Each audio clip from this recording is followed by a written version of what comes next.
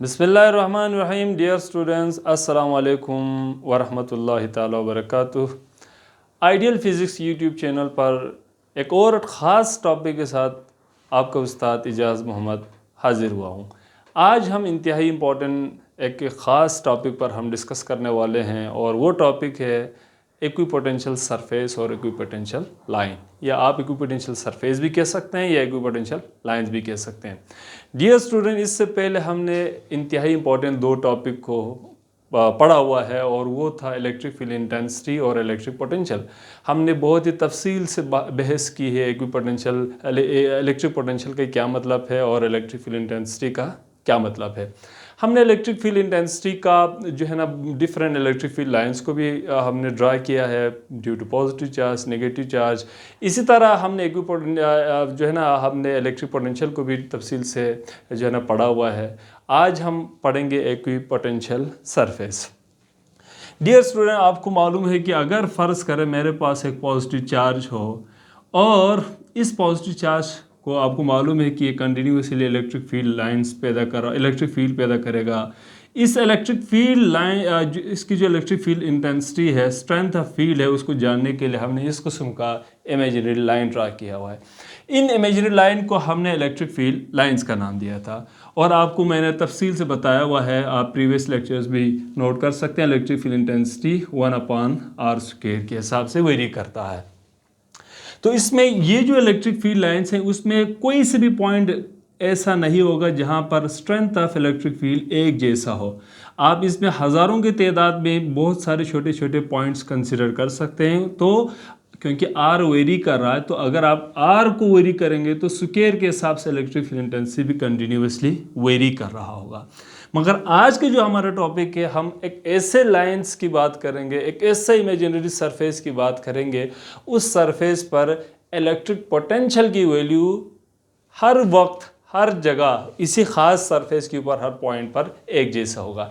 कैसे होगा, इसको शो करने के लिए आज हम ख़ास टॉपिक पढ़ रहे हैं। इसका नाम है इक्विपोटेंशियल सरफेस। इक्विपोटेंशियल सरफेस किसे कहते हैं? कि ऐसा सरफेस होगा जिसके हर पॉइंट पर इलेक्ट्रिक पोटेंशियल की वैल्यू सेम होगी। इसको समझने के लिए हमें सबसे पहले इलेक्ट्रिक पोटेंशियल का जो है एक मैथमेटिकल फॉर्म था वो हमें पता होना चाहिए। इसका जो वैल्यू है, आपको मालूम है इलेक्ट्रिक पोटेंशियल के जो फार्मूला है, जिसको मैं डेल्टा वी से रिप्रेजेंट कर दूं या वी से रिप्रेजेंट करता हूं, चलें, जो कि बराबर था 1/4πε0Q डिवाइडेड बाई आर के। आप थोड़ा रिकॉल कर सकते हैं इलेक्ट्रिक पोटेंशियल या एब्सोल्यूट पोटेंशियल वाले जो टॉपिक है उसमें हमने इसकी वैल्यू को कंप्रहेंसिवली डिटेल तरीके से हमने इसको डिराइव कर रखा है। तो V जो कि इलेक्ट्रिक पोटेंशियल है 1/4πε0Q डिवाइडेड बाई आर के बराबर होगी। अब मैं एक काम करता हूँ, अगर मेरे पास डियर स्टूडेंट एक पॉजिटिव चार्ज बॉडी है, इससे आप एक पॉजिटिव चार्ज बॉडी कंसिडर करें और अगर मैं इसी पॉजिटिव चार्ज से इक्वल डिस्टेंस पर, एक ख़ास डिस्टेंस पर, जैसे मैं एज्यूम करता हूँ कि 10 सेंटीमीटर दूर यहाँ पर एक पॉइंट कंसिडर करता हूँ, फिर मैं इस पॉइंट पर इलेक्ट्रिक पोटेंशियल की वैल्यू कैलकुलेट करूँगा, तो फ़र्ज़ करता हूँ कि यहाँ पर 10 जॉल पर कूलम आता है। और अगर मैं इसी डिस्टेंस पर, जो कि जितना मैंने लिया था, इसी डिस्टेंस पर अगर मैं यहाँ पर एक पॉइंट कंसिडर करूँ, इस पॉइंट पर, तो इधर अगर मैं एक पोटेंशियल कैलकुलेट करना चाहूँगा तो इस पॉइंट पर भी यकीनन 10 जॉल पर कूलम आएगा। बिल्कुल इसी डिस्टेंस पर अगर मैं यहाँ पर ले लूँगा तो इस पॉइंट पर भी इलेक्ट्रिक पोटेंशियल की वैल्यू सेम होगी। गर्ज मैं अगर यहाँ पर एक पॉइंट बहुत सारे पॉइंट्स लेता जाऊँ, हर पॉइंट पर पोटेंशियल की वैल्यू कैलकुलेट करता जाऊँ, फिर मैं इन सारे पॉइंट्स को ज्वाइन कर दूंगा तो एक इमेजिनरी सरफेस या एक इमेजिनरी लाइन बन जाएगा।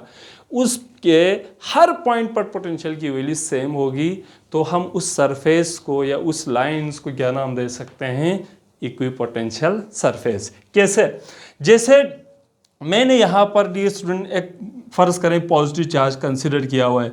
ये आपको जो बहुत सारे लाइंस नज़र आ रहे हैं वो बेसिकली इलेक्ट्रिक फील्ड लाइंस हैं, जो कि हमेशा पॉजिटिव चार्ज से ओरिजिनेट करता है, स्पेशली पॉजिटिव चार्ज के लिए।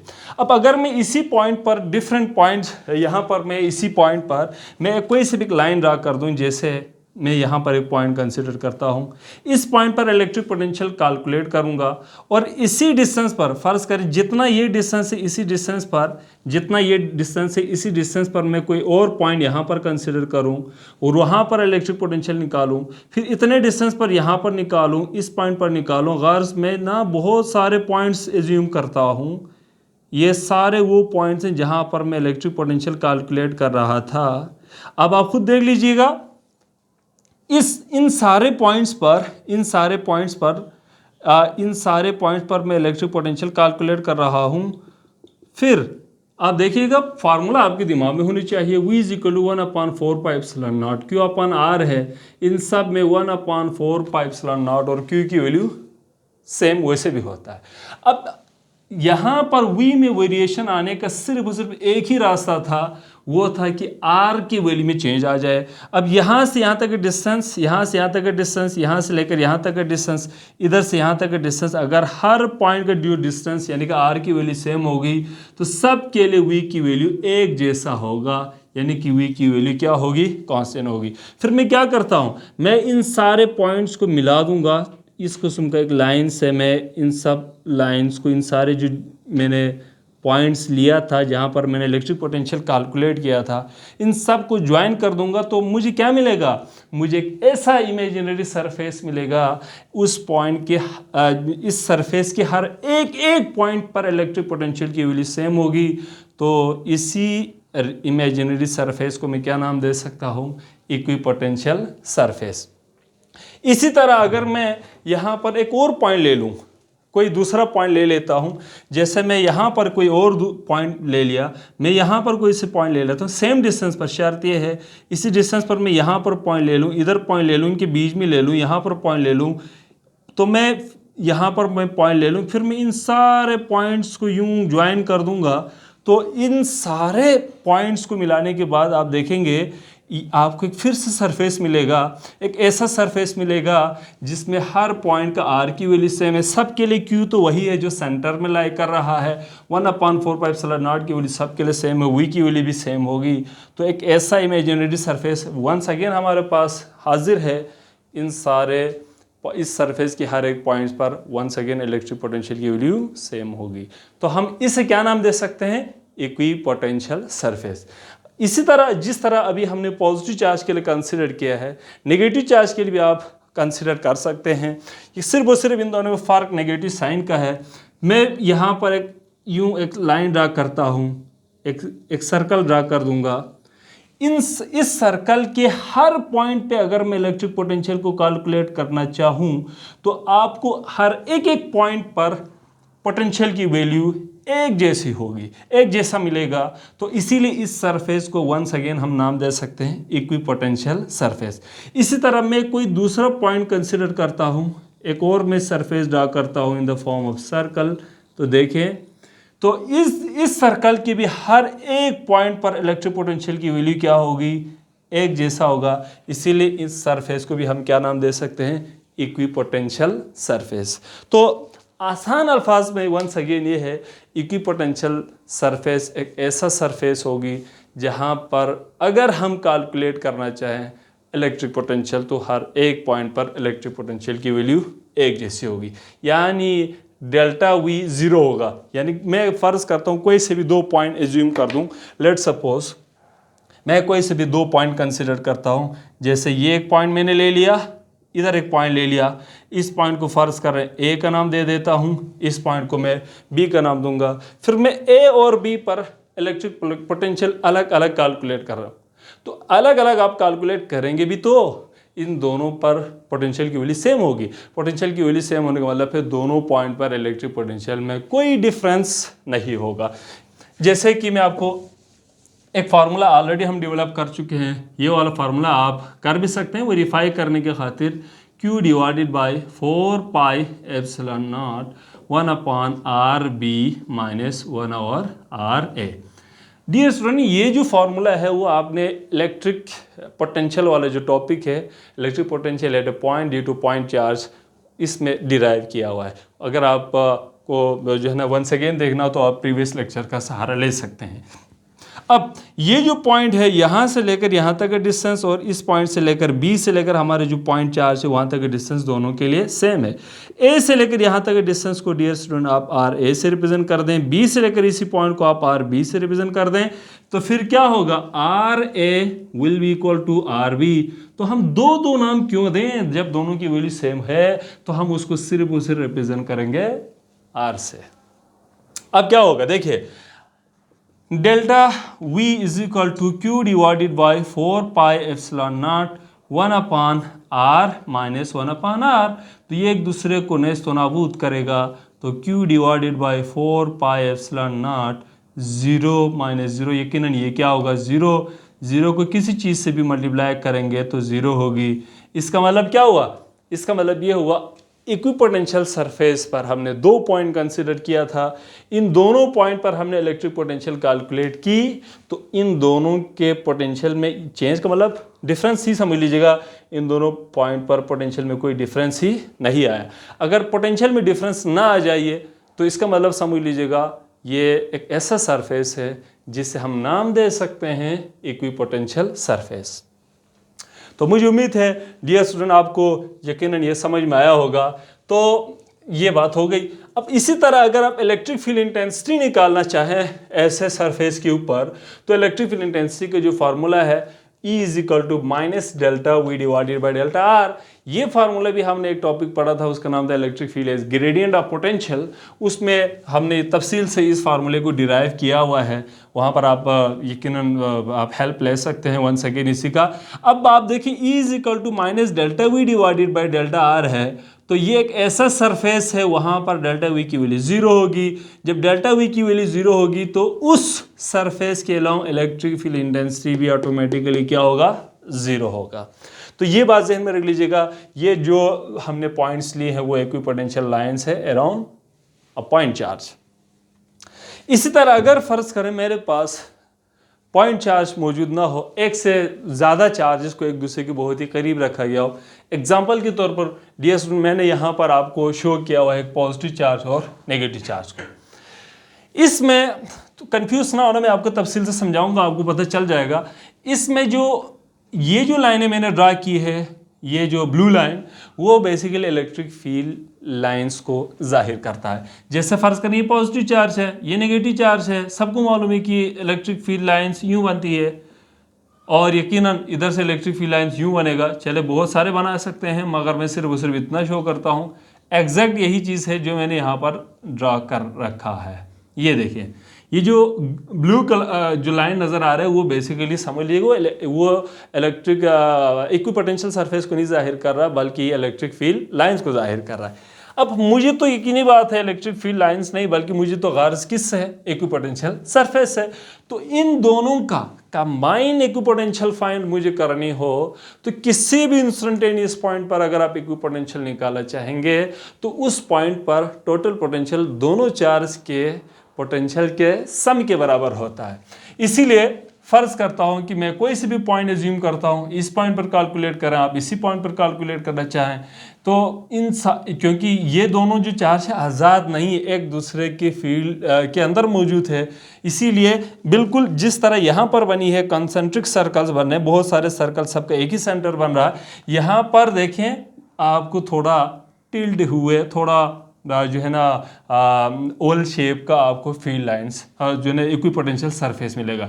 जितने भी रेड लाइनें मैंने ड्रा की है इन सारे पॉइंट्स पर वो सारे जो पॉइंट्स हैं, इसमें हज़ारों की तादाद में आप पॉइंट्स ले सकते हैं। इन सारे पॉइंट्स पर पोटेंशियल की वैल्यू एक जैसी होगी। तो यही सूरत हाल यहाँ पर भी है। इधर भी आप पॉइंट कंसिडर करें, यहाँ पर आप कोई पॉइंट कंसिडर करें, इधर आप पॉइंट कंसिडर करें, इस पॉइंट पर आप पॉइंट कंसिडर करेंगे। इस पॉइंट पर अगर आप इलेक्ट्रिक पोटेंशियल को कैलकुलेट करेंगे तो उस पॉइंट पर इलेक्ट्रिक पोटेंशियल की वैल्यू क्या होगी, 0, और नेट चेंज इन पोटेंशियल 0 होगी, यानी कि पोटेंशियल इन सारे पॉइंट के लिए एक जैसा मिलेगा।